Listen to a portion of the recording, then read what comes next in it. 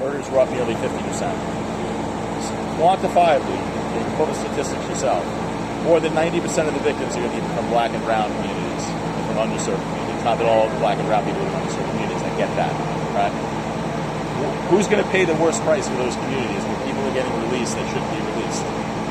Most likely, it's not going to be the Upper East Side. Most likely, it's not going to be Madison Avenue, although we got shootings there too now. It's going to be the areas that are most vulnerable. My opponent is not going to prosecute retail theft. You go to Duane Reade now, you go to CVS, everything's locked up.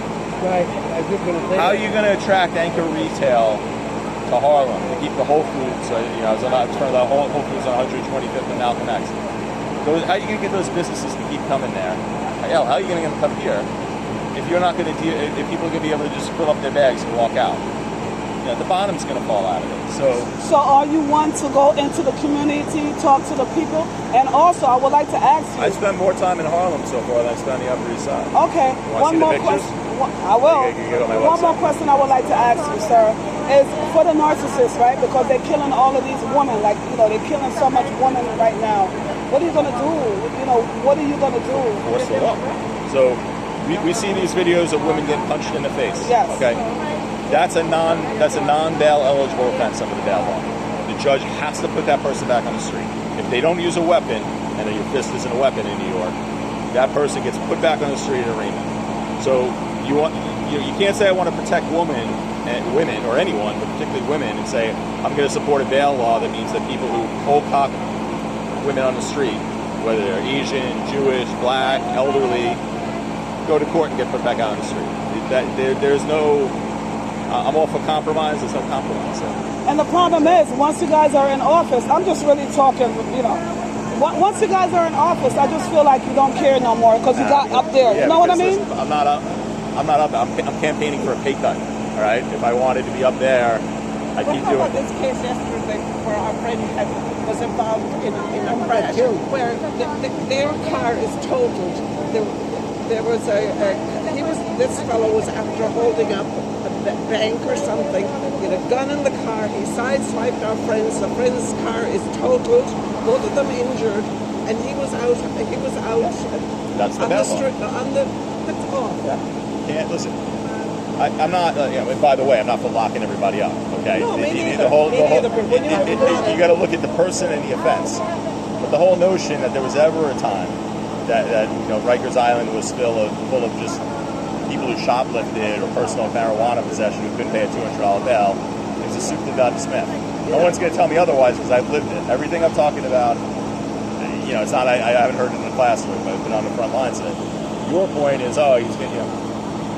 Maybe if I was a politician, I'm running for office, but I'm not a politician. In fact, I would never have agreed to do this ever if New York City wasn't falling apart and I knew it was falling apart for no reason. Repeat offenders being given... Never wanted. In fact, my time in law made me want to stay the hell away from politics. Yeah. You think anybody... you think I like going into public life right now?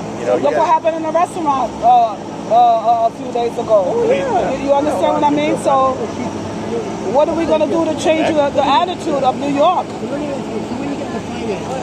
That's the problem, because this is a winner based on the conversation we're all having, right? This is a winnable race because most of the people in Manhattan are disgusted with crime. I mean, the Upper East Side is considered a little more conservative. I go to the West Side; they're up in arms over there. I get a better response on the West Side than I do on the East Side. I'm not joking with you. So this is a winnable race. My problem is I don't have the Democratic machine behind me. So. How do I reach the Republican machine? There is no Republican machine. We're coming at him. there is no Republican machine in New York. So in New York City, at least. They got a big deal over to 83rd. You got to get Castanatinas to back you up. I tried Castanatinas. So the big Republican honchos, right, the ones with the money, they won't do it because they're afraid that you're not going to win. And then it's going to alienate them with the city. John Cassidy said this. I got a lot of contracts with the city, so I can't. That's what you're dealing with. So I throw happy hours and raise money down. What do? You can complain about it, or you can get out and fight the good fight. That's what I'm trying to do. Are you ready for this position? I've been doing it my whole life. There's I'm more than qualified. Perfect. So Military, civilian. who are you running against? So I'm running against Alvin Bragg, who not only supports the bail reform, he wants to eliminate cash bail completely. You laugh, but you know they were outside Rikers last week protesting with a hashtag Free Them Now. Oh wow. There are people in Rikers right now that I've represented, and I don't make any apologies for representing criminal defendant. Everybody deserves a zealous defense. I believe in an adversarial system. Prosecutors prosecute, defense attorneys defend. I have one client in there right now, 2017 case, execution murder outside a nightclub in Midtown Manhattan. Because he walked out, he was drunk, he was high, someone bumped into him, they bumped chest, reaches in, revolver, that's it. On video, real case. I'm in that same assistant DA's office a couple of months ago. I was actually representing a victim on another case. I see all her banker boxes with his name on it. I saw that case is still going on. So yeah, it still has. I got off the case for reasons that are important. Still hasn't went to trial because of COVID. All right. These are people that are in Rikers Island. It's not every person. Some people in Rikers Island for nonviolent offenses. Not many because of bail reform. But by and large, they're there because they have a criminal history. Now maybe we can fix them, and I'm all for that. But just letting them out in the middle of the night isn't going to fix anything. It's going to put And people, make people about the vulnerable. 191 that she let out yesterday? Yeah. So they were, She let out 191. 191. I don't know whether they were. Well, yeah, no. So that was the same person, Benjamin, who's now the lieutenant governor, who wrote the bail reform. He wrote that though. So now you're saying, well, you got to be released if it's only a technical violation of parole, curfew, testing positive, whatever. You have to be released.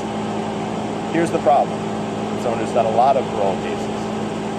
No one is violated on a standalone technical violation. What happens is there's a new arrest, and then they're charged with committing another crime, and a technical violation is usually bootstrapped to that. Okay, you're wearing camouflage. You know what that term means, right? Curfew, drugs, whatever. The defense attorney negotiates with parole and says, all right, I'm going to have them admit to the technical violation, which maybe they only go back to jail for 6 months instead of the longer time they face the parole hearing, and they drop the rearrest. So they're not just technical violators, they've only admitted to technical. And if you have a felony conviction in New York, chances are it's not your first rodeo. So, you know, this is what's going on. I'm sorry, when we voting for this? When? November 2nd. November 2nd, okay. All right? You meant to pin.